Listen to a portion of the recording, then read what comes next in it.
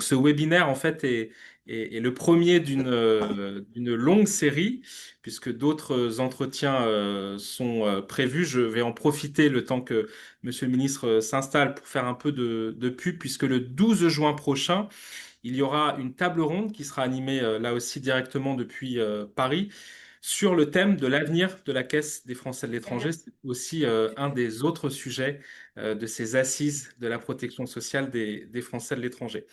Je vous propose de ne pas perdre plus de temps puisque le ministre est parmi nous. J'ai, on va dire, meublé pendant quelques secondes et je ne me suis pas présenté. Je m'appelle Florian Bohème, je suis conseiller des Français de l'étranger au Cambodge et j'ai l'immense plaisir d'animer ce webinaire aujourd'hui sur la question de la scolarisation des enfants en situation de handicap dans le réseau français à l'étranger. Nous sommes ensemble pour 1 heure dans le cadre des assises de la protection sociale des Français de l'étranger. Et je vous propose de passer tout de suite la parole à Laurent Saint-Martin, qui est le ministre délégué chargé du commerce extérieur, de l'attractivité de la France et surtout des Français de l'étranger. Monsieur le ministre, je vous donne la parole pour 5 minutes.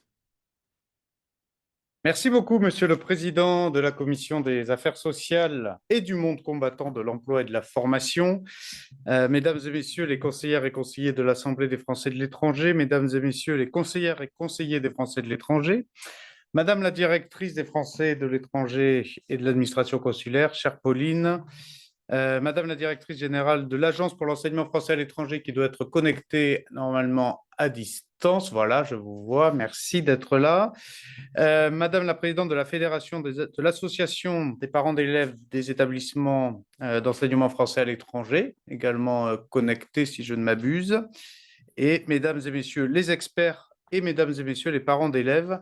D'abord, merci beaucoup à vous, cher Florian Bohème, pour l'organisation avec tous ceux que j'ai cités, notamment de l'AFAP, pour cette étape des assises de la protection sociale, une étape importante sur un sujet évidemment extrêmement central dans la vie de nos concitoyens établis hors de France. Merci de le faire et j'en profite pour le glisser aussi à toute l'assistance. Merci pour la qualité des travaux que vous menez et qui ont été initiés. Ces assises, nous les avons ensemble lancées lors de la dernière AFE en mars sous la présidence d'Hélène de Grise, que je salue également. Et je voudrais vous remercier pour le sérieux et la concentration que vous y mettez collectivement parce que pour la prochaine AFE du mois d'octobre, évidemment, on va beaucoup se baser sur ces travaux. Et quand on parle de bourses scolaires, quand on parle de handicap, évidemment, il y a des sujets de nature d'appui et d'aide et de protection. Il y a des sujets budgétaires, autant de sujets qu'on a vus pendant la dernière AFE. Et donc, on a besoin de ce travail de remontée de terrain et on a aussi besoin de ce travail, on va dire, d'évaluation des outils existants. Donc, je suis très heureux de vous retrouver aujourd'hui sur ces thématiques. Je tiens aussi à remercier la CNDP parce que c'est important de le faire en lien avec leurs experts. C'est une expertise et une expérience dont on a évidemment besoin là-dessus. Le but de ces assises, c'est donc de dresser un état des lieux sans tabou, avec tel que la réalité des faits vous est exposée sur le terrain et dans vos pays, avec toute l'hétérogénéité évidemment que cela peut créer. Euh, on l'avait initialement évoqué sur 3 volets. En fait, les 3 volets dont le MEAE à la charge, hein, naturellement, hein, les aides sociales directes et indirectes, l'accès à la couverture santé via la Caisse des Français de l'étranger et les aides à la scolarité, ce dont nous allons surtout parler aujourd'hui. Qu'il s'agisse d'ailleurs des bourses scolaires ou des aides au financement des accompagnants des élèves en situation de handicap, c'est-à-dire les AESH, je sais que les travaux que vous conduisez déjà vont pouvoir déboucher justement sur des recommandations qui sont utiles et qui représentent un effort budgétaire qui est important pour le ministère de l'Europe et des Affaires étrangères. Pour rappel, en 2024, ce sont 105,2 millions d'euros qui ont été consacrés aux bourses scolaires, 2,4 millions d'euros à l'aide au financement des AESH. C'est à peu près, pour vous donner un ordre de grandeur, 70% de l'ensemble des crédits de ce qu'on appelle le programme 151, qui est un programme budgétaire qui s'appelle Français à l'étranger et affaires consulaires. Donc, c'est une part substantielle, bien sûr. Cela pour évidemment aussi faire passer le message que la protection sociale et l'accompagnement dans la scolarité et dans l'accompagnement des élèves en situation de handicap de la part de l'État français est important. Il serait d'ailleurs intéressant, on l'avait évoqué, cher Florian, lors des assises, peut-être de demander à certains au sein des assises de faire un petit travail de parangonnage sur la question des bourses. Évidemment, les réseaux scolaires sont différents, hein, mais peut-être un petit exercice de benchmark entre pays pour voir un petit peu comment se situe la France là-dessus me paraît toujours intéressant. Alors, j'ai demandé, moi, dès la fin des assises, à ce que l'administration, de mon côté, puisse travailler sur des évolutions avec un leitmotiv très clair, toujours améliorer la qualité du service public, donc mieux accompagner les familles, et avec un impératif qu'on peut considérer comme une contrainte, qui est l'impératif de maîtrise de la trajectoire budgétaire, qui est évidemment le cadre dans lequel notre ministère doit travailler sur décision du Premier ministre. Donc, on a avancé déjà, sans attendre les conclusions des assises, sur un certain nombre de sujets. Le ministère, lui, n'est pas seul décisionnaire, et c'est tant mieux. On doit travailler de concert avec l'ensemble des partenaires. Et donc, c'est pour cela que nous devons travailler bien ensemble. On a des aides, et ça, je tiens à m'arrêter une minute là-dessus, qui portent le même nom que celles qui sont distribuées en France. Et pourtant, leurs modalités d'attribution, elles sont bien différentes. Elles représentent, c'est vrai, une extension de la solidarité nationale qui va à nos compatriotes de l'étranger, mais elles ont la spécificité, c'est un sujet que nous avons déjà pas mal évoqué avec les élus de l'AFE, elles ont la spécificité de ne pas être génératrices de droits, puisque ce n'est pas un système de protection en vigueur comme nous l'avons en France, c'est-à-dire que ce n'est pas un système assurantiel public, ce n'est pas un système de sécurité sociale, c'est un système d'attribution budgétaire, c'est un sujet qui n'est pas générateur de droits, qui n'est pas contributif. Donc, et la France là-dessus a cette spécificité-là, qui nous permet, et moi j'en suis très fier, de venir en appui et de venir aider ceux qui en ont besoin et ceux qui en ont le droit, entre guillemets, par rapport et par souci d'égalité avec nos compatriotes en France, mais qui ne relèvent pas du même mécanisme. Et ça, c'est aussi important de l'avoir en tête dans le cadre des futures négociations budgétaires. Sur les chantiers concrets sur lesquels nous travaillons dans le cadre de ces assises, quelques mots peut-être avant qu'on lance les échanges. D'abord, on a un travail de fond qui a été engagé avec la CNSA, donc la Caisse nationale de solidarité pour l'autonomie. C'est ce qui anime le réseau des maisons départementales des personnes handicapées, les MDPH, sur la prise en compte des particularités de nos communautés à l'étranger. On ne peut pas demander aux MDPH de valider ou en tout cas d'avoir le même regard sur les dossiers à l'étranger qu'en France. Et donc, notamment aussi parce que le système n'est pas le même. Et donc, il faut qu'il y ait une adaptation là-dessus. Et c'est ce que nous avons lancé.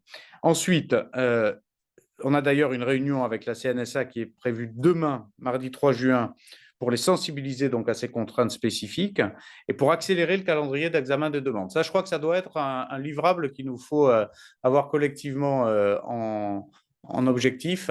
Il faut accélérer l'examen des demandes pour pouvoir réduire le décalage de trésorerie qui existe entre effectivement le lancement de la scolarité et le remboursement par notre agence. Le MEAE est également engagé auprès de l'Observatoire des élèves à besoins éducatifs particuliers, l'OBEP, qui est d'ailleurs, je crois, représenté ce soir, si je ne dis pas de bêtises, et qui doit donc valoriser la place des AESH dans nos établissements scolaires. Je rappelle que pour le budget 25, il y a eu une augmentation. On est passé de 1,5 million à 2 millions d'euros en autorisation d'engagement sur ce poste budgétaire. Il faut aussi qu'on parle, si vous le voulez bien, de la nouvelle application Scolaide, On va dire que le lancement a été difficile, c'est peut-être un euphémisme pour certains d'entre vous, mais en tout cas, il va falloir le faire progresser. Mais ce qui est sûr, c'est qu'en le travaillant bien, et l'objectif reste le même, c'est d'avoir un meilleur suivi des bourses scolaires, des allocations à ESH, et donc qui pourront être traitées dès la rentrée scolaire sans attendre le mois de janvier, en déposant les demandes en ligne. Et c'est aussi ça qui est évidemment important là-dessus. Également, la demande de Je vais plusieurs vous d'entre demander vous de de pouvoir. conclure, Monsieur le ministre, si c'est possible, de façon à ce qu'on puisse avancer dans le débat. J'ai presque fini. Je ne voudrais pas qu'on oublie la question de l'IPPA, de l'indice du parité de pouvoir d'achat, qui doit, à mon avis, être aussi évoqué, qui est spécifique. Et on a lancé des travaux là-dessus, notamment avec l'agence Mercer, qui avance bien. Et on aura des nouveaux IPPA qui seront présentés lors de la prochaine Commission nationale des bourses dès le mois de juillet prochain. Tous ces sujets-là, évidemment, on pourra les évoquer autant que de besoin. Je reviendrai évidemment, si vous le souhaitez, sur les questions budgétaires, très volontiers, puisque j'ai été auditionné par la Commission des finances de l'Assemblée nationale récemment sur la question notamment des bourses. Et je crois que ce qui nous importe, c'est aussi de comprendre qualitativement où nous en sommes dans notre doctrine d'octroi de bourses scolaires. Comment est-ce que ces assises peuvent améliorer qualitativement ce ciblage-là, et comment est-ce que sur le sujet notamment du handicap et des allocations liées aux enfants en situation de handicap, on peut à la fois accélérer et rendre plus efficient notre système d'accompagnement. Voilà, Monsieur le Président, j'en ai fini avec mon propos et je suis évidemment à votre disposition pendant toute cette heure d'échange. Ben, je vous remercie et je pense qu'on aura en effet l'occasion de vous retrouver dans cette heure d'échange et je passe tout de suite la parole à Hélène de Grise, la présidente de l'Assemblée des Français de l'étranger. Merci beaucoup, Monsieur le ministre, cher Laurent, Monsieur le président de la commission des affaires sociales de l'AFE, cher Florian, Monsieur le président de la FAPE, Madame la directrice de la l'AEFE, chers élus, chers parents, chers enseignants, chers témoins, chers garants de la CNDP, chers participants. Je tiens tout d'abord à vous remercier chaleureusement pour votre présence à ce webinaire organisé dans le cadre des Assises de la protection sociale des Français de l'étranger, un exercice inédit de consultation et de concertation que le gouvernement a eu la sagesse de confier à l'Assemblée des Français de l'étranger, que j'ai l'honneur de présider. Un merci particulier à vous, Monsieur le ministre, pour votre engagement constant aux côtés des Français de l'étranger et pour l'ouverture dont vous avez fait preuve dès le lancement de ces assises. Votre écoute et votre disponibilité donnent à ce processus toute sa légitimité et sa portée. Je veux également saluer l'engagement indéfectible de celles et ceux qui, souvent bénévolement, accompagnent nos compatriotes à l'étranger dans leur parcours de vie, parfois semé d'obstacles. Je pense aujourd'hui tout particulièrement aux familles d'enfants en situation de handicap, ainsi qu'aux associations comme la FAPE, qui œuvrent sur le terrain avec ténacité, bienveillance et énergie. Merci à la FAPE d'avoir organisé ce webinaire en lien étroit avec notre secrétariat général.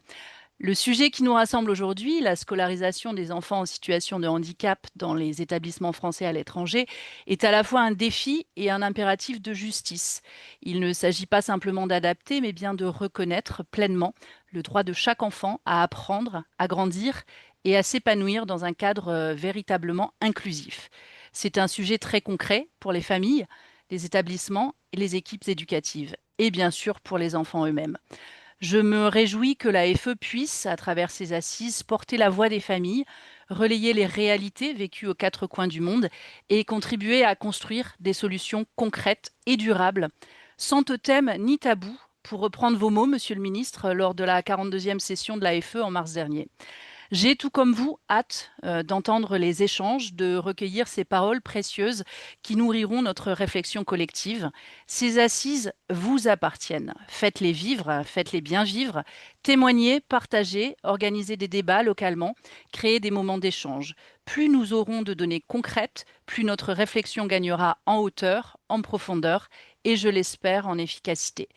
Toutes les informations pratiques sont disponibles sur le site de l'Assemblée des Français de l'étranger. Merci à toutes et tous et très bon webinaire. Merci beaucoup, Madame la Présidente, chère Hélène. Et donc, je passe la parole tout de suite à Brice Bulto, qui est le président de l'AFAP. Et par ailleurs, puisque je sais que le ministre est très attentif à ce que l'ensemble des élus soient bien associés, soient bien représentés, je souhaite profiter pour saluer les parlementaires qui sont avec nous. Madame la ministre Anne Genetet, ancienne ministre de l'Éducation nationale, Monsieur le sénateur des Français de l'étranger, Yann Chantrel, et monsieur le député de la 9e circonscription des Français de l'étranger, Karim Bencher. Monsieur le président de la FAP, je vous donne la parole. Merci beaucoup, Monsieur le ministre, Mesdames, Messieurs. C'est un honneur pour la Fédération des associations de parents d'élèves des établissements français de l'étranger d'accueillir cette thématique ce soir, qui porte le nom d'AESH, mais qui s'inclut dans une thématique plus large qui est celle de l'école inclusive que la FAP a plaisir également d'incarner et de partager avec l'agence, avec l'AEFE, dans l'ensemble des géographies qui parcourent le monde et qui inclut également notre réseau de bénévoles. Ce soir, si je porte la voix de la FAP pour adresser des remerciements, c'est avant tout la force des témoignages qui vont vous être partagés sur cette thématique que je vais saluer et qui vont avoir beaucoup plus de portée à nourrir le débat et à apporter des solutions. Vous verrez, ce sont des expériences concrètes. Nos membres vont partager leurs préoccupations. Ils vont également vous montrer les choses formidables en grappe qu'ils arrivent à réaliser. Mais également à pouvoir montrer comment un dispositif d'aide à la scolarité peut également rayonner dans les pays qui nous accueillent et qui peut aider l'ensemble d'une population scolaire à s'épanouir et l'ensemble des enfants à réussir. Nous avons tous à cœur que l'enseignement français à l'étranger s'épanouisse, puisse avoir une portée qui soit universelle à travers les valeurs que porte chacun des établissements, chacun des parents et chacun des élèves et des enseignants qui œuvrent dans cet environnement. Voilà, elles auront beaucoup plus de portée dans les messages qu'elles vont vous passer. Et je sais que les réactions seront nombreuses à la fois à l'écrit et par la suite de ce webinaire. Je vous remercie beaucoup, Monsieur le Président, Monsieur le Ministre, Madame la Présidente de l'Assemblée des Français de l'étranger, Monsieur le Président de la FAP. Il est donc temps de lancer le thème de notre soirée sur la scolarisation des enfants en situation de handicap. Et je me dois de vous lire très brièvement la charte des assises de la protection sociale des Français de l'étranger qui a été coécrite avec la Commission nationale du débat public et qui nous permet de garantir la bonne conduite et la bonne transparence de nos débats. Cette bonne conduite et cette bonne transparence passent par le pluralisme et l'inclusion. Les débats doivent être ouverts à toute personne désirant y participer. C'est le cas ce soir, ce débat est public. La neutralité de l'animateur du débat, et je vais essayer d'être le plus neutre possible. L'argumentation, et nous avons vu que des arguments ont déjà commencé à être apportés par les différents intervenants. Et ensuite, l'égalité, puisque chaque personne a le droit de pouvoir prendre la parole, de pouvoir contribuer à ces assises de la protection sociale. Pour des questions d'organisation, vous avez toute possibilité de poser vos questions directement dans le chat. Comme vous vous en doutez, nous sommes tenus par le temps et il sera donc compliqué de pouvoir faire intervenir d'autres personnes autres que les panélistes, mais nous nous engageons à prendre un certain nombre de questions pour pouvoir y apporter des réponses. Et d'autre part, avec l'ensemble des services, des administrations qui sont mobilisées, nous nous engageons à essayer de répondre aux questions, à les diffuser publiquement ensuite sur le site internet des Assises de la protection sociale des Français de l'étranger. Vous allez sur votre moteur de recherche et vous tapez Assises protection sociale des Français de l'étranger. Normalement, vous arriverez sur le site officiel. Madame la directrice de l'Agence pour l'enseignement français à l'étranger, Claudia Scherer-Foss, je vous donne la parole pour 5 minutes.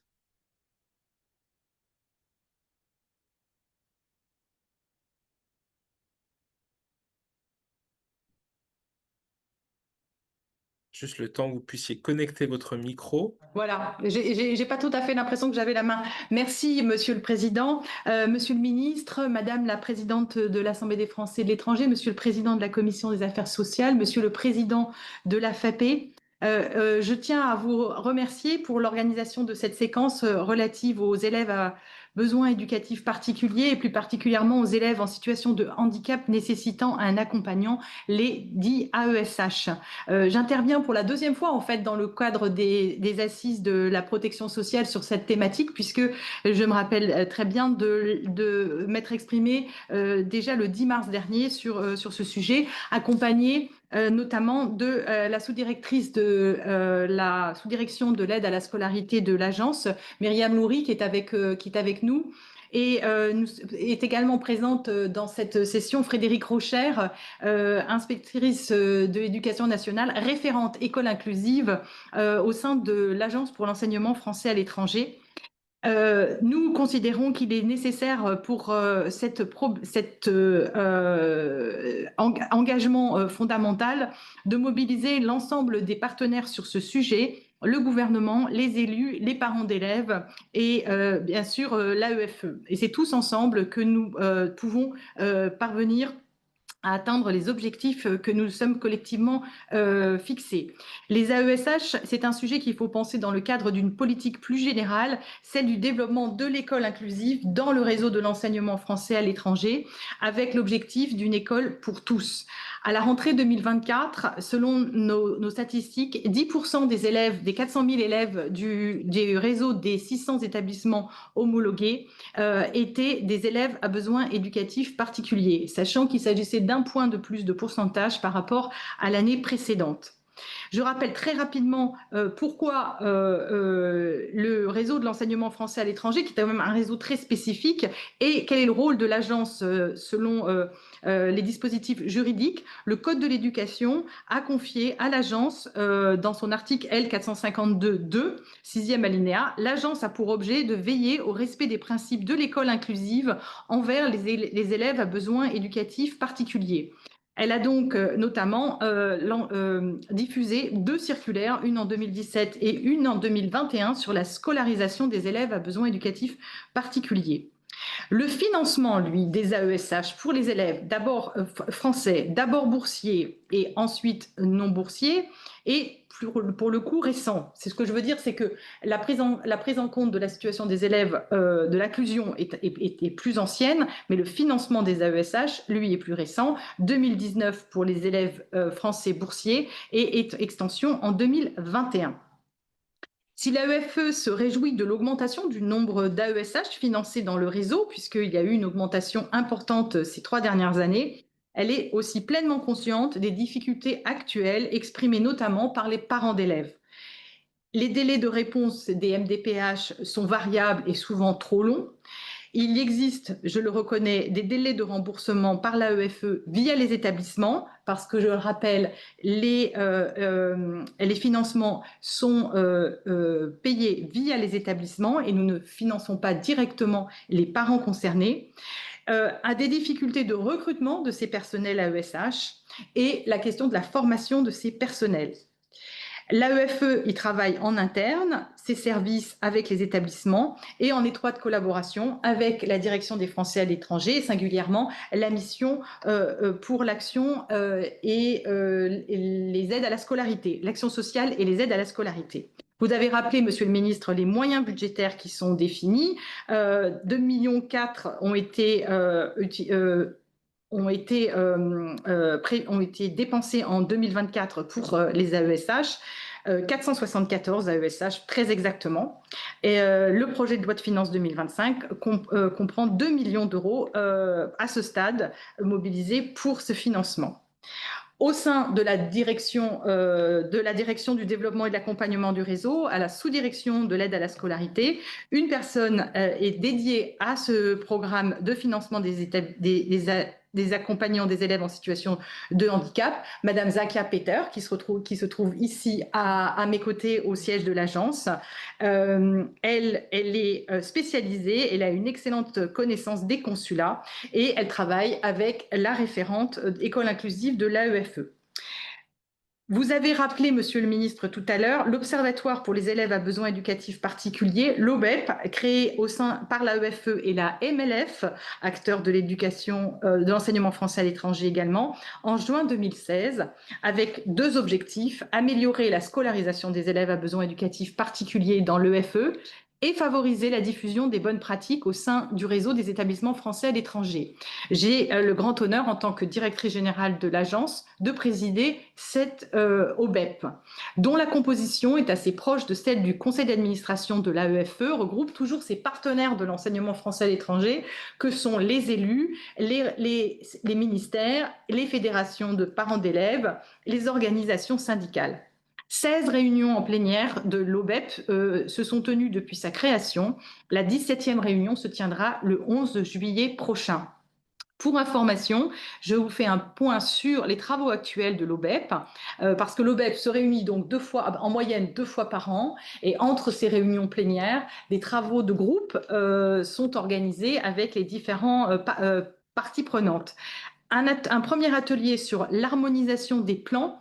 Le groupe poursuit ses travaux sur la réécriture et l'harmonisation des PPRE, des PAP et des PPS pour le réseau de l'enseignement français à l'étranger. Un guide de recommandation est en cours d'élaboration pour accompagner les équipes dans la mise en œuvre de ces dispositifs. Un deuxième atelier est en cours Je vais vous demander peut-être, Madame la Directrice, d'aller vers la conclusion, s'il vous plaît. J'y suis. Je vais vous Merci parler de beaucoup. 3 ateliers, pas de 50, et ça sera terminé. La formation des AESH. Les membres impliqués travaillent activement en partenariat avec l'INSEE, l'Institut national supérieur de formation et de recherche pour l'éducation inclusive, à la finalisation d'une formation de 10 heures qui sera mise en œuvre dans le réseau l'année prochaine. L'objectif est de rendre cette formation certifiante. Enfin, un 3e atelier travaille sur les conditions de travail des AESH, les modèles de convention entre AESH et parents, entre AESH, parents et établissements, 2 types de conventions, sont en cours de relecture, ainsi qu'une réflexion sur l'amélioration autant que possible des conditions de travail des AESH et de l'information à destination des familles et des chefs d'établissement. Je vous confirme donc en conclusion la forte détermination de l'AEFE sur la question des AESH et de l'inclusion scolaire de manière plus générale. C'est un travail concret, pas à pas.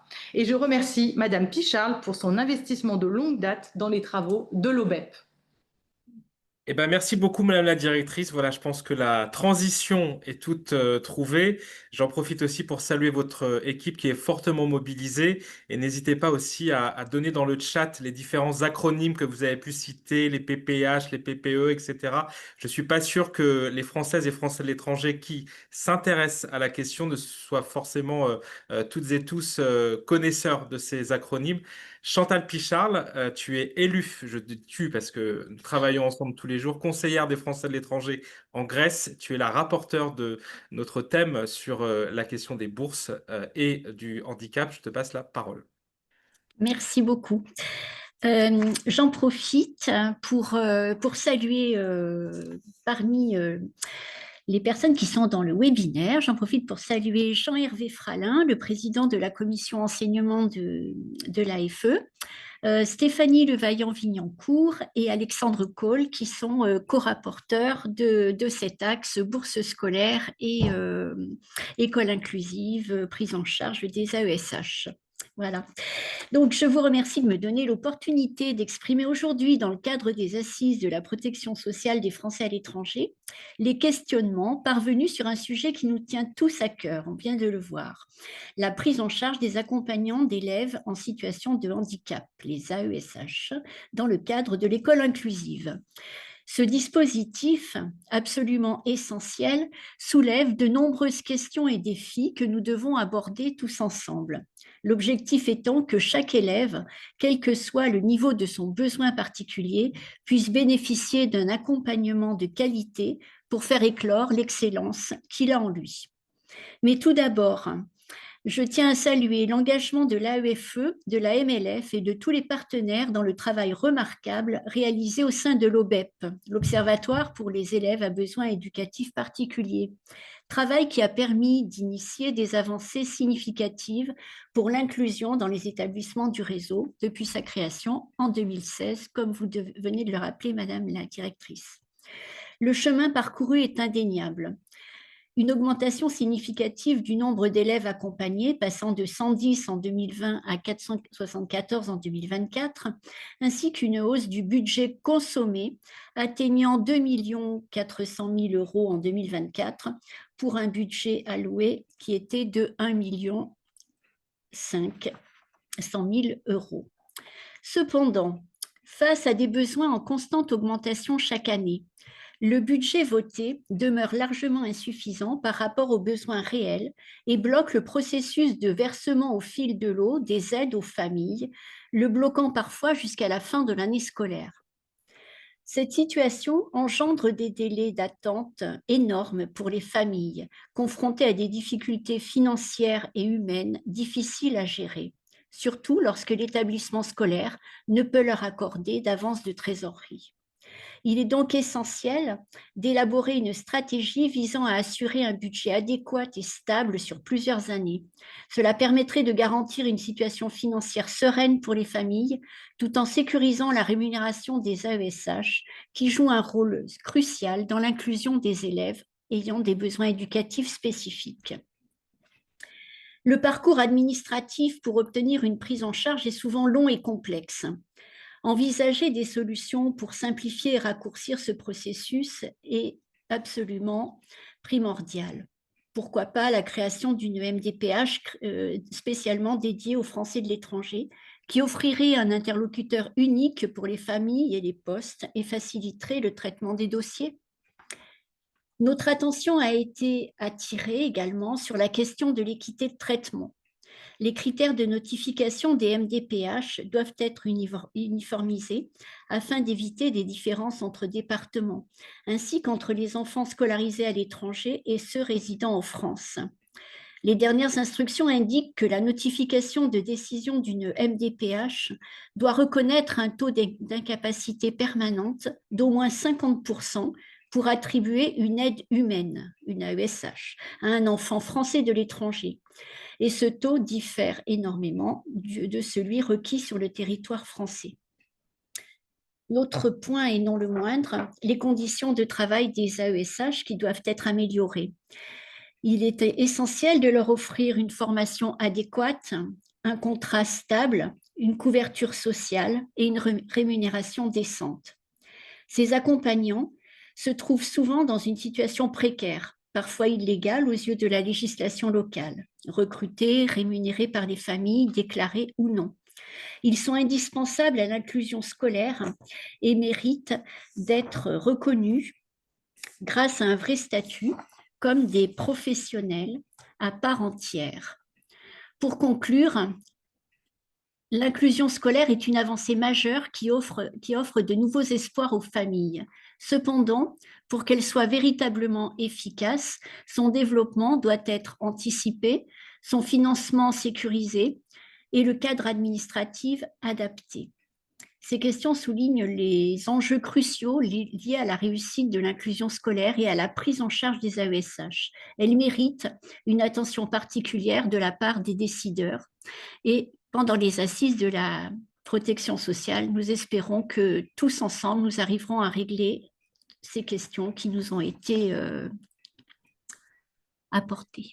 Merci beaucoup Chantal, merci beaucoup. Et je vous propose de passer tout de suite au témoignage et j'en profite pour saluer la déléguée générale de la FAPE, Mélissa Ngachal, qui fait un travail au quotidien, je crois, très important à la fois pour la fédération, mais aussi pour les élus et les établissements scolaires. Et donc, je vais passer la parole à Morgane Deloy-Coiteux. J'espère que je n'écorche pas votre nom de famille. Vous êtes à Madrid et vous allez nous apporter un témoignage très concret sur le parcours et la reconnaissance justement du handicap par les MDPH.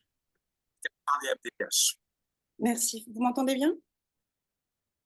Très bien, allez-y, je vous en prie. Bonjour, Monsieur le Ministre, Mesdames, Messieurs, je vous remercie sincèrement de me donner la parole aujourd'hui. Je m'exprime aujourd'hui en tant que mère d'une fille de 14 ans en situation de handicap scolarisée à l'étranger. Depuis 6 ans, nous sommes engagés dans un parcours MDPH en tant que Français de l'étranger.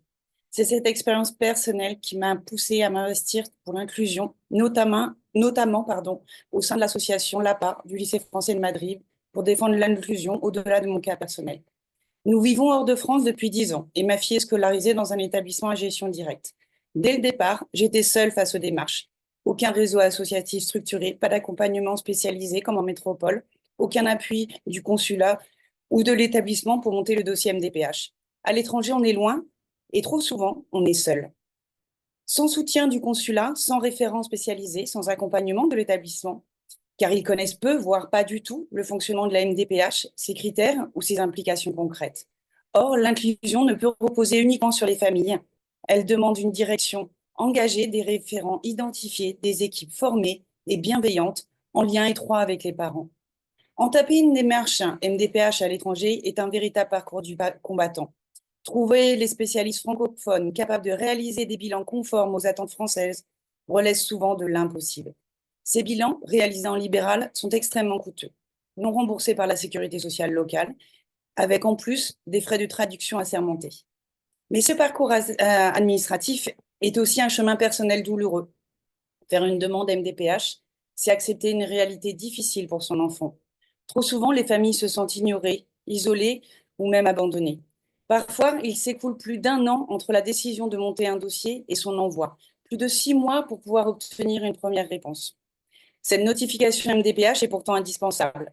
Elle conditionne la mise en place d'une AESH pour l'AEFE et l'ouverture des droits à l'AEEH pour le consulat. Pourtant, les professionnels éducatifs, médecins ou infirmiers scolaires, psychologues, enseignants ou directions connaissent mal la MDPH, ce qui constitue un frein supplémentaire. Accompagner une famille dans ces démarches demande du temps, de l'écoute et des connaissances. En l'absence de structures dédiées, ce sont souvent les parents eux-mêmes qui endossent ce rôle, comme je l'ai fait, accompagnant bénévolement une vingtaine de familles en 6 ans, sans reconnaissance ni formation. Une fois la notification obtenue, MDPH, le combat continue. Chaque année, il faut reconstituer le même dossier avec les mêmes documents, même quand les droits sont accordés sur plusieurs années. C'est absurde, décourageant et surtout épuisant. Quant à l'AESH, tout repose sur les familles, le recrutement, la formation, le financement. L'AEFE recommande un salaire basé sur celui des ATSEM, mais ne tient pas en compte la réalité locale. Ces contrats sont payés sur 36 semaines, sans avantage ni cadre officiel, varient d'un établissement ou d'une famille à l'autre, créant un système instable, précaire et injuste. Pire encore, le remboursement des salaires AESH arrive souvent avec des mois de retard. Cette année, la Commission nationale des bourses se tiendra qu'en juillet, retardant tout remboursement à août, septembre ou même novembre, comme ce fut le cas en 2024. Pendant ce temps, les familles avancent 1 an de salaire, en plus des frais médicaux et des frais de scolarité à régler impérativement avant fin juin, car aucune souplesse n'est accordée aux familles. L'AESH impose des délais, l'AEFE, impose des délais stricts aux familles pour régler les frais de scolarité, mais elle s'autorise 1 an, parfois plus, pour nous rembourser ce qu'elle nous doit. Il y a un déséquilibre et les familles ne sont jamais remboursées à 100%, sauf les cas très rares. Cette situation est intenable, car elle concerne aussi les familles boursières et menace sérieusement la pérennité de l'accompagnement de nos enfants. Et aujourd'hui, il n'y a aucune transparence sur les critères, pas de barème, pas de courrier explicatif, aucune possibilité de recours. Les familles sont dans l'incertitude totale. Pour ma fille, j'ai dû réduire son accompagnement hebdomadaire de 11 h à 5 h 30, faute de moyens, malgré les besoins. Les conséquences sont lourdes. Beaucoup de familles renoncent à l'expatriation ou déscolarisent leurs enfants.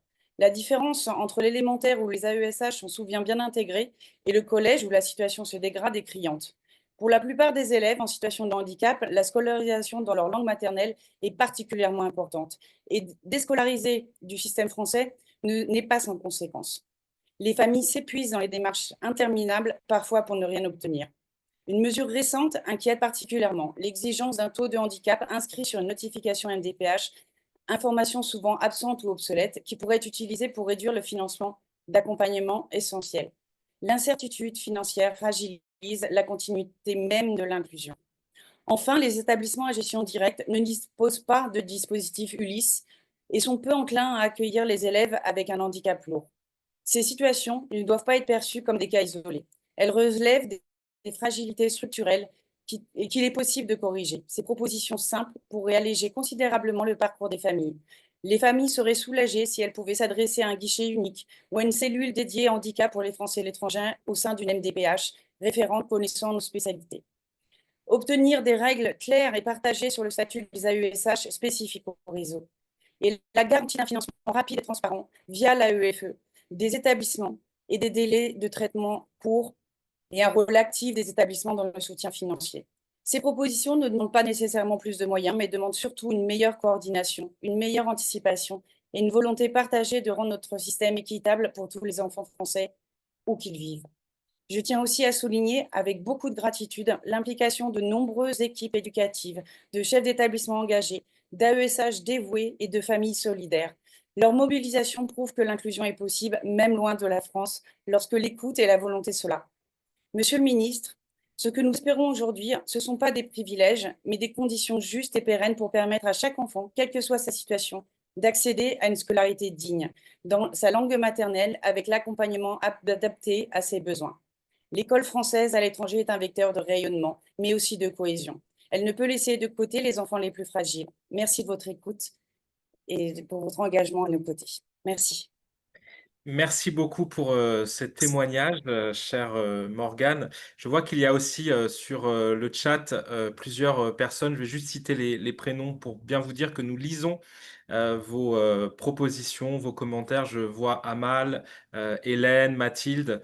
Nous avions eu avant des élus, Jean-Hervé, Radia. Donc nous lisons aussi ce que vous écrivez. Ces assises ne sont pas verticales, elles sont horizontales et c'est vrai qu'il n'y aura pas forcément des réponses qui vont être apportées ce soir, mais en tout cas, toutes les propositions qui sont faites, elles vont repartir avec nous dans la besace des assises pour pouvoir, à la fin de cette séquence en octobre, essayer de trouver les meilleures recommandations possibles à pouvoir faire au gouvernement.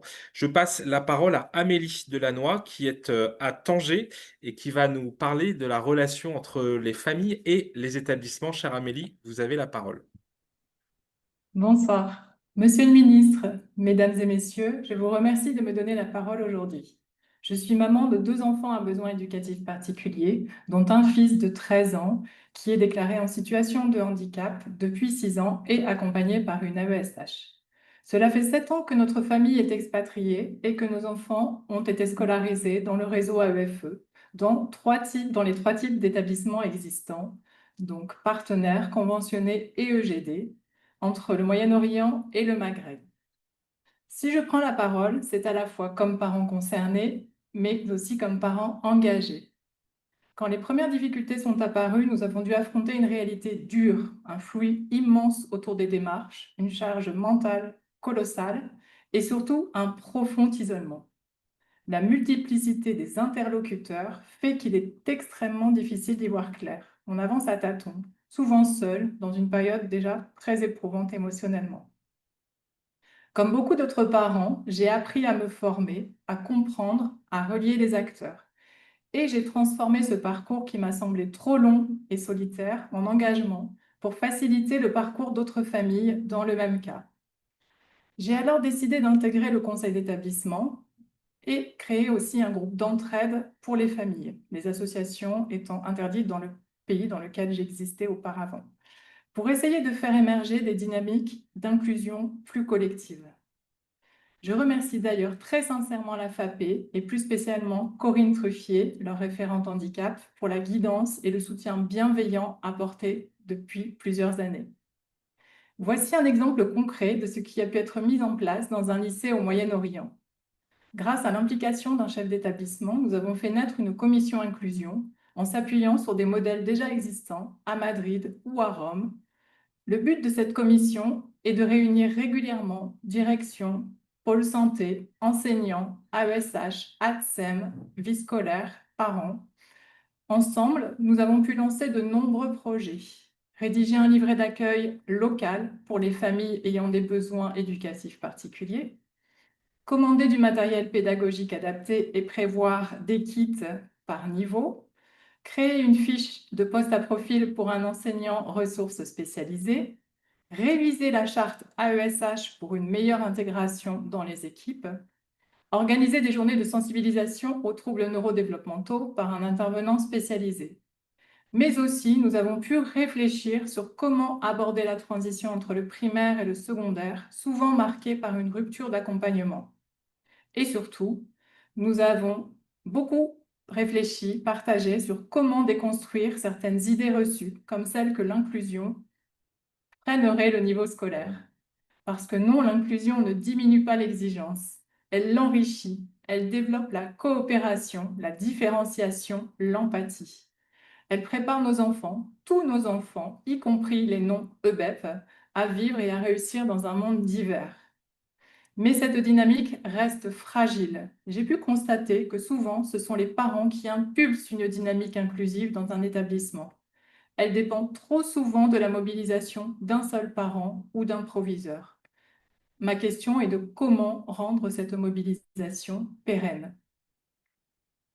D'autre part, j'ai pu constater tout au long de mon parcours ou au travers du parcours d'autres familles que c'est d'un établissement à un autre ou d'un pays à un autre, avec un même enfant, une même configuration, cet enfant peut être pleinement soutenu d'un côté ou complètement mis en difficulté d'un autre. Or, ce qui devrait compter, c'est l'élève, pas le hasard de l'équipe qui l'accueille. En tant que parents, chaque année, il nous faut recommencer le même parcours du combattant qui consiste à rencontrer les professeurs un par un et à réexpliquer à chaque fois du début les aménagements préconisés par les spécialistes qui suivent nos enfants et essayer d'argumenter pour faire comprendre leurs intérêts aux équipes. Cela représente une dizaine de rendez-vous à planifier, sans compter ceux avec la direction et le consulat pour le montage des lourds dossiers. Comment faire pour que les dispositifs d'accompagnement s'enclenchent dès la rentrée et non pas après des semaines d'attente et de discussion? Cette phase d'adaptation est beaucoup trop longue pour des enfants ayant souvent une fatigabilité importante et qui ont besoin de se sentir en confiance.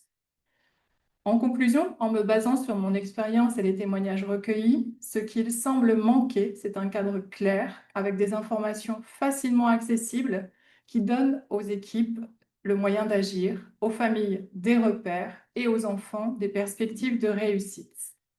Trop souvent, ces dispositifs sont méconnus ou inaccessibles, faute d'accompagnement adapté. Si vous me le permettez, Monsieur le Ministre, voici mes suggestions concernant les éléments qui pourraient alléger le parcours de nos familles. Premièrement, la généralisation des commissions inclusion dans tous les établissements avec une vraie place pour les parents. Deuxièmement, le renforcement de la formation spécifique des personnels des établissements scolaires afin d'assurer une vraie continuité entre le primaire et le secondaire, mais aussi concernant l'orientation. Troisièmement, une véritable importance doit être donnée au pôle santé dans les établissements.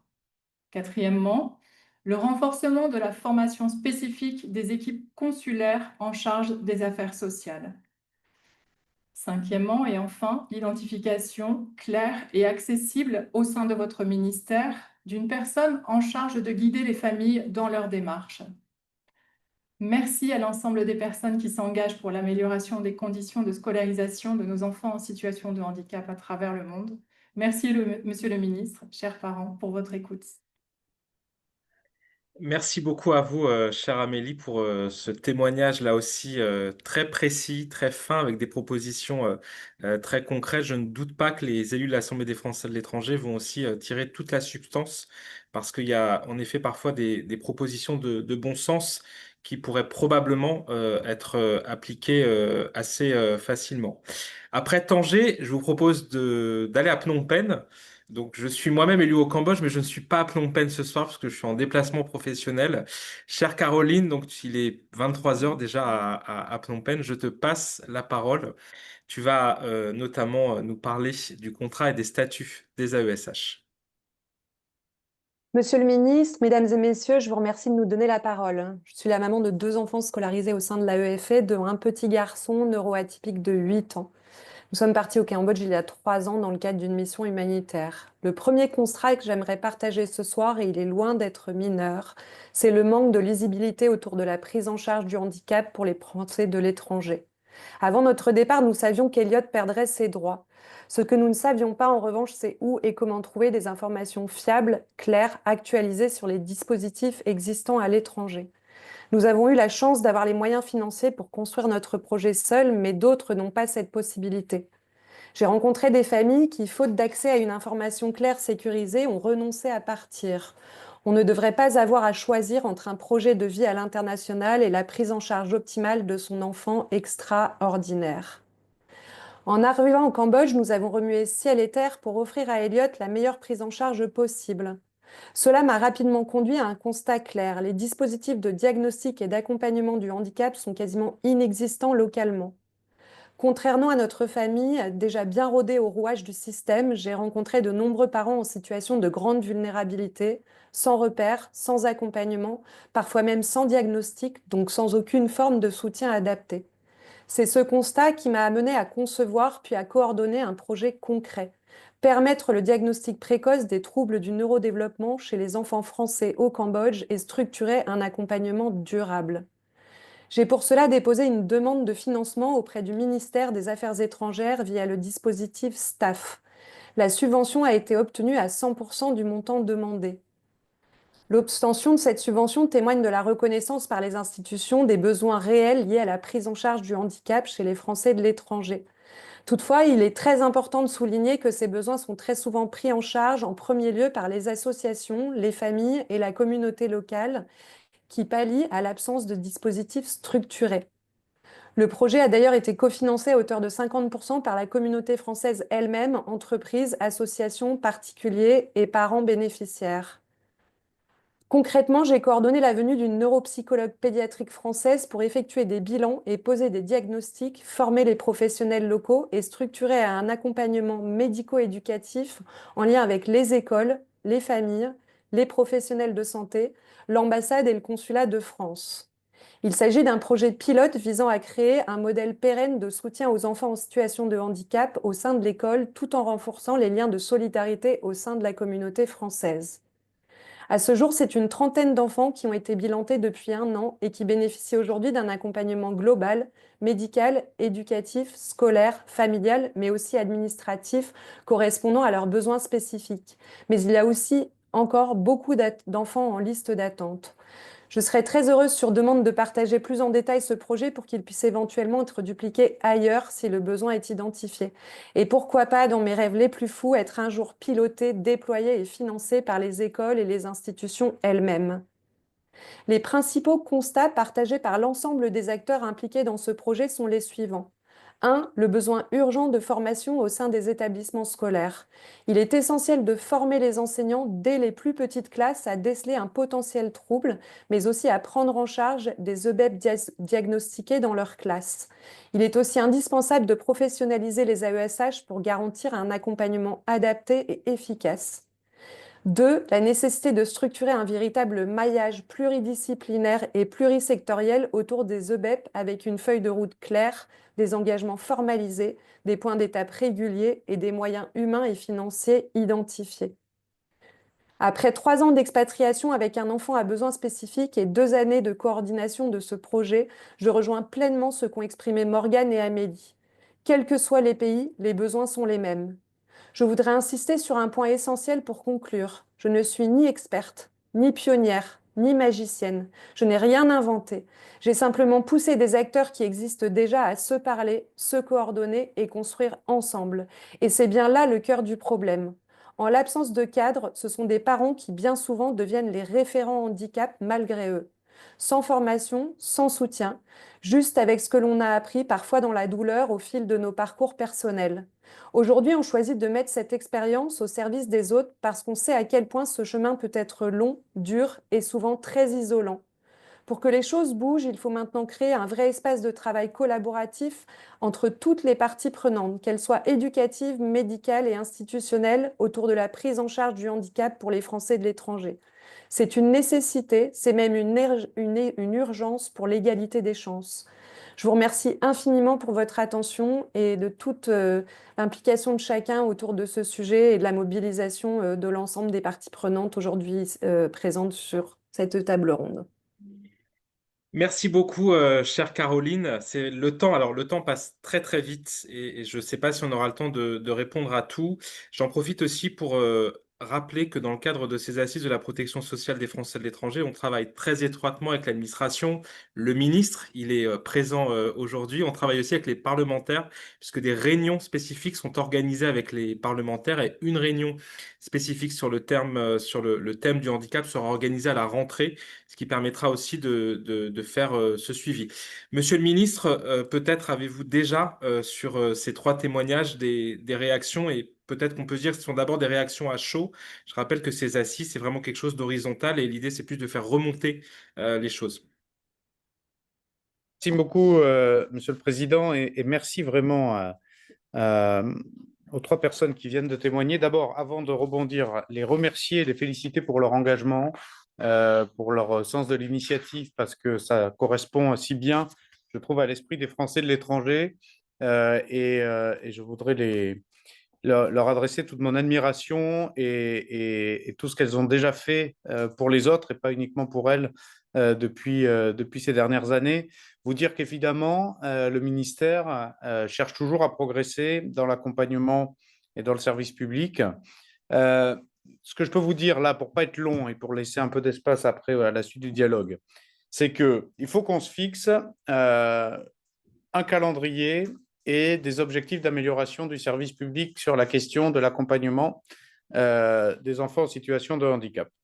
Moi, ce que je voudrais proposer, mais c'est évidemment, je le lance pour torréfaction collective, la question de l'hétérogénéité et de la lenteur et de la difficulté que vous avez vis-à-vis des MDPH en France. Moi, je pense que demain, dans le cadre du rendez-vous avec la CNSA, il faudrait qu'on propose qu'il y ait peut-être une MDPH qui se spécialise sur la question des FDE.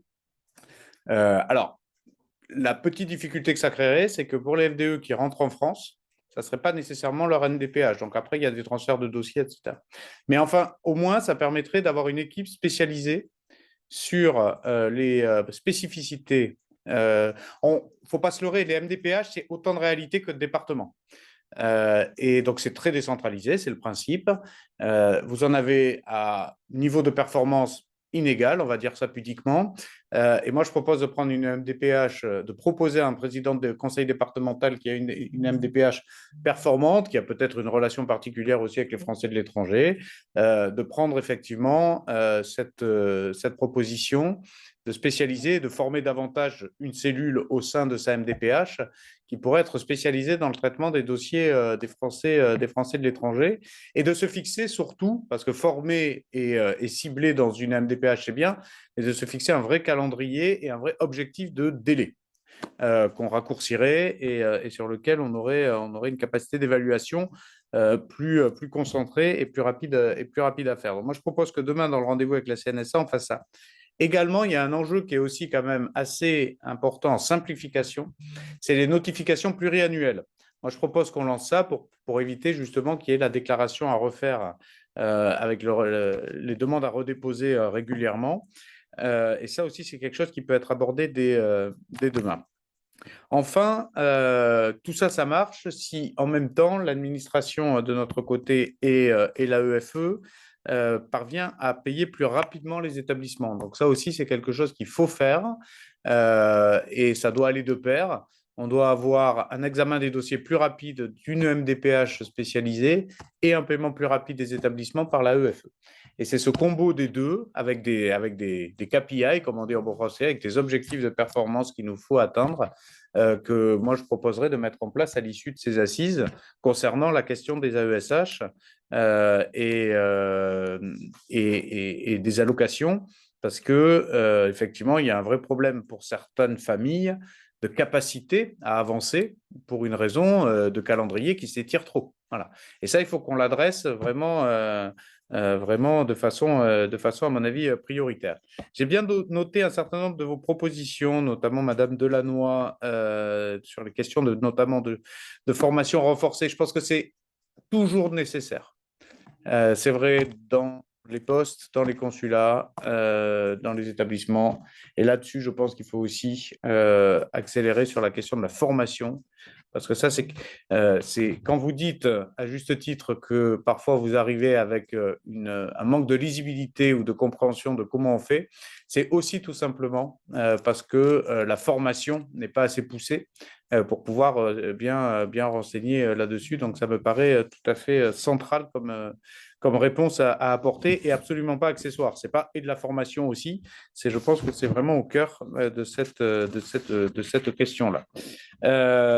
Et puis, on a aussi noté avec Wim Carmona d'autres remontées que vous aviez faites sur lesquelles on reviendra très volontiers, mais je ne veux pas trop monopoliser la parole, cher Florian, donc je m'arrêterai là-dessus, mais peut-être voilà, pour vous donner, à mon avis, 3 objectifs concrets qu'on peut matérialiser, qu'on peut aller chercher.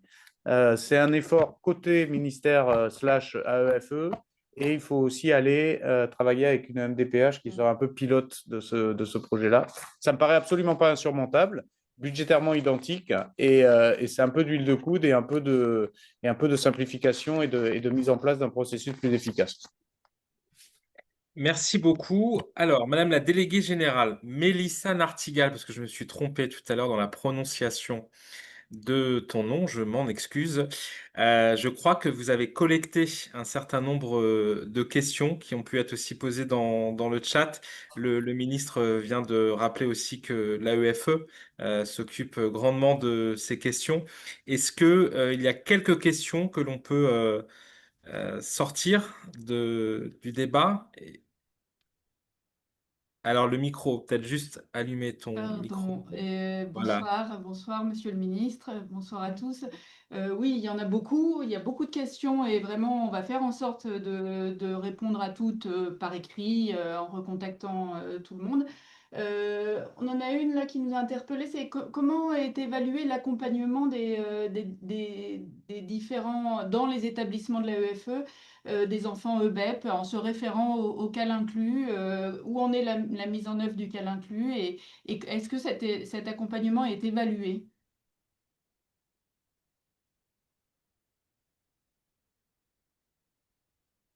Autour de la table AEFE, est-ce qu'on aurait quelqu'un qui souhaiterait répondre à cette question? Peut-être le temps de vous coordonner. Je lis aussi ce témoignage que j'ai reçu, alors qui a dû disparaître. Je ne sais pas si tu le vois, Mélissa, d'une personne qui apportait un témoignage plutôt positif sur Oui, l'accompagnement. sur la Voilà. reconnaissance de handicap et la prise en charge par la mairie de Copenhague au Danemark. Donc ça, c'est bien quand les pouvoirs publics locaux viennent en appui, évidemment, ça aide. Et il y a des questions qui, pour, on va dire, les initiés qui sont un peu dans le sérail et qui suivent ça tous les jours, qui peuvent paraître très basiques, mais ça montre que ces assises sont là aussi pour répondre à des questions citoyennes très simples. Je vous la lis. C'est une question de Caroline. Existe-t-il des aides financières pour les AESH accompagnant des enfants non français dans le réseau AEFE? Donc, je pose aussi la question et je laisse peut-être la parole à l'AEFE si quelqu'un souhaite répondre pour 2-3 minutes de temps de parole. Alors, deux réponses. Enfin, sur la dernière question, on travaille sur la base de textes réglementaires. L'obligation qu'on a concerne les enfants français et pas les enfants non français. Et l'aide qui est prévue par le projet de loi la loi de finances concerne les enfants français. Concernant l'évaluation et qu'elle inclut, alors il y a une mise à disposition du dispositif CAL inclus, mais qu'il est considéré comme assez lourd. Et donc, je donne la parole à Raphaël Dutertre, secrétaire générale adjointe à l'agence, pour en 2 mots dire où on en est en ce moment.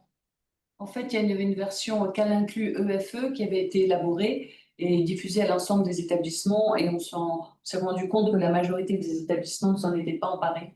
Donc, nous travaillons actuellement en lien avec la référente école inclusive à une version peut-être un peu plus simple de manière à ce que les établissements l'utilisent davantage. D'accord, mais au moins c'est très concis, merci beaucoup. Et je crois que Mélissa, il y a une question, c'est revenu en fait dans les témoignages et je propose que cette question nous permette d'aller vers la conclusion puisque nous devons aussi libérer Monsieur le Ministre. Il y avait une question sur les fameux 50% de prise en charge. Je te laisse la reposer.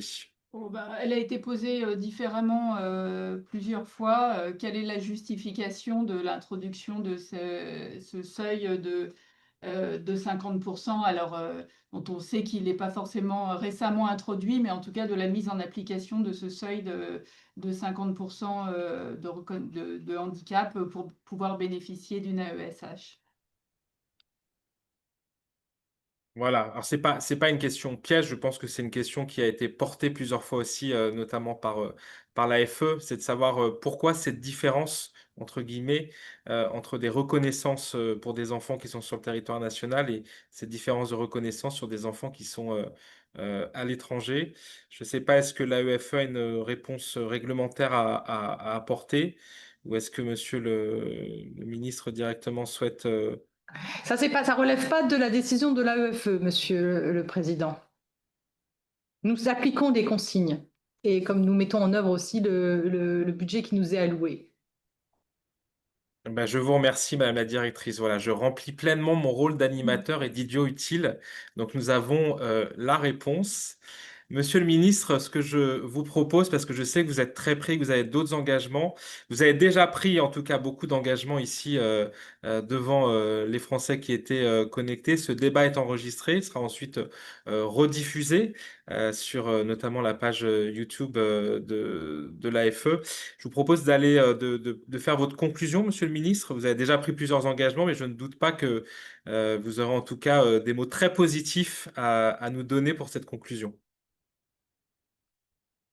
Oui, merci beaucoup. Écoutez, d'abord, en conclusion sur la forme, dire que faut vraiment se féliciter collectivement de la façon dont on fonctionne parce que, vous voyez, on prend des engagements en termes d'évolution et d'amélioration de politique publique par les remontées de terrain.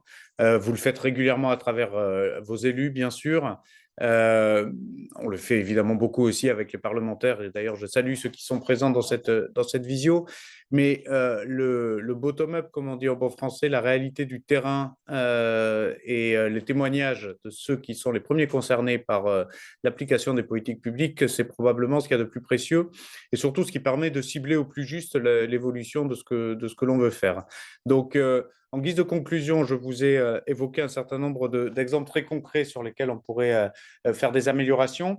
Il faudra, mais j'imagine que ce sera l'objet d'une autre visio aussi, que l'on évoque, cher Florian, la question quand même de l'exécution budgétaire des bourses scolaires, qui n'a pas été évoquée ce soir. On l'a vu en AFE, on a une sous-exécution sur l'exercice, notamment 2024, importante des bourses scolaires. Ce qui explique l'autorisation budgétaire en 2025 inférieure à celle de 2024.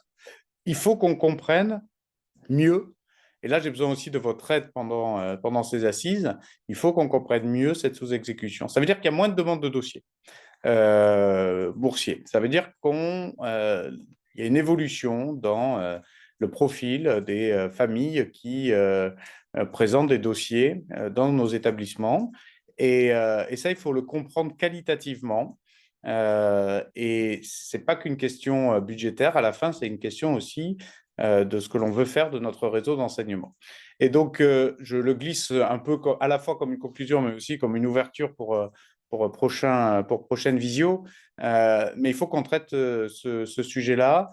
Nous, on est prêt avec la DFAE à ce qu'un questionnaire soit envoyé soit directement aux établissements, soit et ou d'ailleurs, ça peut être coordonné par les conseils consulaires, de mieux comprendre la réalité des inscriptions et des demandes de bourse. Voilà. Donc ça, c'est vraiment un sujet sur lequel je voudrais aussi qu'on s'attarde pendant ces assises, si vous le voulez bien. Et je vous remercie à nouveau pour à la fois la qualité des interventions et de l'animation de ces assises. Merci beaucoup, Monsieur le ministre, et on vous libère parce que je sais que vous avez un agenda chargé. Je ne doute pas qu'on aura l'occasion de se retrouver. Prenons donc aussi bonne note de cette proposition de faire un questionnaire aux établissements en lien directement avec la DFAE, et je pense qu'on va travailler avec le secrétaire général de l'Assemblée pour que cela puisse être mis en application assez rapidement. Quant à nous, tous, toutes celles et ceux qui s'intéressent aux assises de la protection sociale des Français de l'étranger, nous allons nous retrouver dans quelques jours maintenant, puisque ce sera le 12 juin, sur la question de l'avenir de la Caisse des Français de l'étranger. C'est un autre gros morceau de ces assises de la protection sociale des Français de l'étranger. Et enfin, si ce n'est pas encore fait, je vous invite à visiter le site internet des assises et vous pourrez notamment répondre aussi aux questions qui sont posées, qui sont des questions citoyennes ouvertes à toutes. Ça permet, ouverte à toutes et à tous, ça nous permet aussi d'avoir un ressenti direct du terrain de la part de toutes et tous. Merci beaucoup à la FAPE et au secrétaire général de l'AFE qui ont permis d'organiser ce webinaire. Chère Mélissa, Monsieur le Président de la FAPE, merci à l'ensemble des intervenants, l'AEFE, l'ensemble de nos témoins, Amélie, Morgane, Caroline et mes collègues élus, Hélène et Chantal. Nous vous disons toutes et tous à très bientôt. Bonne fin de journée ou de soirée. Merci à vous.